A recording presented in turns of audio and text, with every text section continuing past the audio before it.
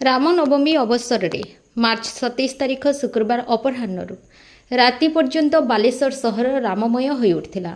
जय श्रीराम ध्वनि रे तमाम सहर प्रकंपित हो उठिला। आयोजित पदयात्रा शोभायात्रा हजार हजार श्रद्धालु अंशग्रहण करते। सबुठारु आकर्षण थिला शोभायात्रा रे अंशग्रहण करिथिबा विभिन्न झांकी।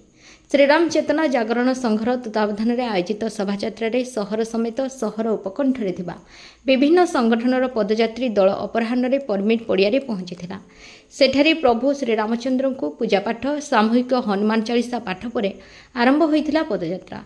यही पदयात्रा जिला स्कूल सम्मुख दे एडीएम छक, स्टेशन छक, फकीरमोहन गली, फांडी छक, चिड़ियापोल, गोपालगाँ, सुएलपुर, मंडल बजार, बारबाटी, दामदरपुर, गलापोखरी छक, पुराणा बालेश्वर होई टाउन थाना और सिनेमा छक दे यही शोभायात्रा पुनर्बार परमिट पड़िया पहुंचीला।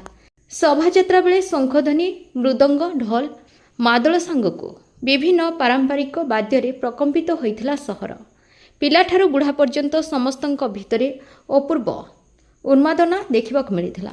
भद्रक, बैसिंगा, ढेंकानाल, पुरी, ब्रह्मपुर समेत विभिन्न अंचलर प्रख्यात वादी और कीर्तन दल माने एही शोभायात्रा रे अंशग्रहण करथिले। सहरर रास्तारे एही शोभायात्रा अतिक्रम करुथबा बेले विभिन्न पारंपरिक दल वाद्य नृत्य प्रदर्शन करथिले। पदयात्रा रे 20 झांकी अंशग्रहण करथिले। छोट छोट पिला वेदमंत्र पाठ करुथबा बेले विभिन्न वेश पोशाक रे युवक सुसज्जित होई कला नैपुण्य प्रदर्शन करथिले। दलमत निर्विशेष रे विभिन्न राजनैतिक नेता एही अपूर्व शोभायात्रा रे सामिल होई प्रभु श्री रामचंद्र आशीष कामना करथिले।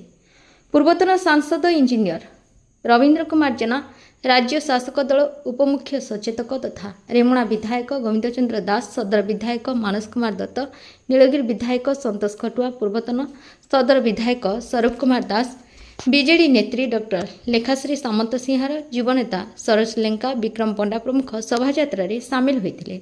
शोभायात्रा सहर रे अतिक्रम करुथबा बेले श्रद्धालुंक पई बहु संगठन पक्षर विभिन्न स्थान रे दही शरबत, लेंबू शरबत, ठंडा पानीय जल व्यवस्था करा जायतिला। ट्रैफिक नियंत्रण और शांति श्रृंखला रक्षा पाई जिला पुलिस पक्षर व्यापक पुलिस मुतयन करा जायतिला। एसपी प्रतीश तिवारंक तत्वावधान में पुलिस टीम शांति श्रृंखला उपरे सतर्क नजर रखिथिले।